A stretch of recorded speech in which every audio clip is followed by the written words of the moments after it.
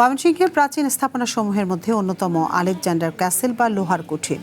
1879 সালে ময়মনসিংহ জেলা প্রতিষ্ঠার 100 বর্ষপূর্তিতে বাংলোর আদলের বাগান বাড়িতে কাঠ ও লোহা দিয়ে স্থাপনাটি নির্মাণ করেছিলেন মহারাজা সুকান্ত সূর্যকান্ত আচার্য চৌধুরী। সম্প্রতি স্থাপনাটি ঘেঁষে নির্মাণ করা হচ্ছে সীমানা প্রাচীর। এতে ঐতিহাসিক স্থাপনাটির সৌন্দর্য নষ্টের আশঙ্কা করছেন নাগরিক সমাজ। এ নিয়ে বিস্তারিত জানাতে ময়মনসিংহ থেকে আমাদের সঙ্গে যোগ দিচ্ছেন ইলিয়াস আহমেদ। ইলিয়াস, হঠাৎ করে সীমানা প্রাচীর কেন দেওয়া হচ্ছে, আর সাধারণ মানুষ কি বলছেন আসলে বিষয়ে? আতিফা, ময়মনসিংহ নগরীতে যে কয়টি ঐতিহাসিক স্থাপনা রয়েছে এর মধ্যে অন্যতম হচ্ছে আলেকজান্ডার ক্যাসেল, অথবা যেটিকে লোহার কোঠি হিসেবে এখানকার স্থানীয় মানুষ জানেন। এখানে আমরা দেখেছি বিগত সময়ে সাধারণ দর্শনার্থী যারা আছেন এই স্থাপনাটি ঘিরে কিন্তু তারা এই স্থাপনাটিকে দেখার জন্য, অর্থাৎ দেশের বিভিন্ন প্রান্ত থেকে দর্শনার্থীরা ছুটে আসতেন। সম্প্রতি সময়ে কিন্তু আমরা দেখেছি স্থাপনাটির ঠিক সামনের অর্ধেকটা অংশ কিন্তু একটি বাউন্ডারি দেয়াল করা হয়েছে, যার কারণে নাগরিক সমাজের নেতৃবৃন্দ যারা রয়েছেন, সাধারণ মানুষ যারা রয়েছেন, তারা কিছুটা ক্ষোভ প্রকাশ করেছেন। এবং এই নিয়ে অর্থাৎ স্থাপনাটি এখন টিচার্স ট্রেনিং কলেজের আওতাধীন রয়েছে, অর্থাৎ এই নিয়ে তারা ক্ষোভ প্রকাশ করেছেন।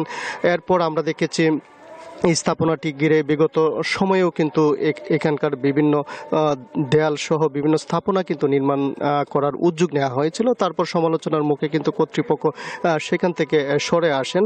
এবার হচ্ছে দেয়ালটি নির্মাণ করা হলেও আমরা দেখেছি অর্ধেকটা জায়গা জুড়ে দেয়ালটি নির্মাণ করা হয়েছিল। এখন কিন্তু কর্তৃপক্ষ বলছেন যেহেতু সমালোচনা হচ্ছে সেই বিষয়ে তারা কিন্তু বিবেচনা করছেন। আমরা দেখেছি ঐতিহাসিক স্থাপনাটিকে কেন্দ্র করে দেশের বিভিন্ন প্রান্ত থেকে লোকজন আসলেও কিন্তু এই স্থাপনাটি ধার প্রান্তে, অর্থাৎ 1779 সালে সেটি কিন্তু নির্মাণ করা হয়েছিল। এরপর 2026 সালের 15ই ফেব্রুয়ারি বিশ্বকবি রবীন্দ্রনাথ ঠাকুর এখানে কিন্তু এসেছিলেন, এবং এছাড়াও নেতাজি সুভাষচন্দ্র বসু, মহাত্মা গান্ধী সহ বরেণ্য ব্যক্তিত্ব যারা রয়েছেন তারা কিন্তু এই স্থাপনাটিতে এসেছিলেন, রাত্রি যাপন করেছিলেন। অনেকে এই স্থাপনাটিকে ঘিরে ময়মনসিংহের মানুষ কিন্তু এটিকে কিন্তু তারা তাদের যে ঐতিহাসিক নিদর্শন রয়েছে এটির মধ্যে অন্যতম কিন্তু তারা ভাবেন, এবং এই স্থাপনাটিকে সংরক্ষণের দাবি কিন্তু তারা জানিয়েছেন। এবং এই স্থাপনাটির ঐতিহ্য রক্ষা এবং সেটিকে মেরামত করার জন্য তারা সরকারের প্রতি আহ্বান জানিয়েছেন। আমরা এই বিষয়টি নিয়ে সংশ্লিষ্ট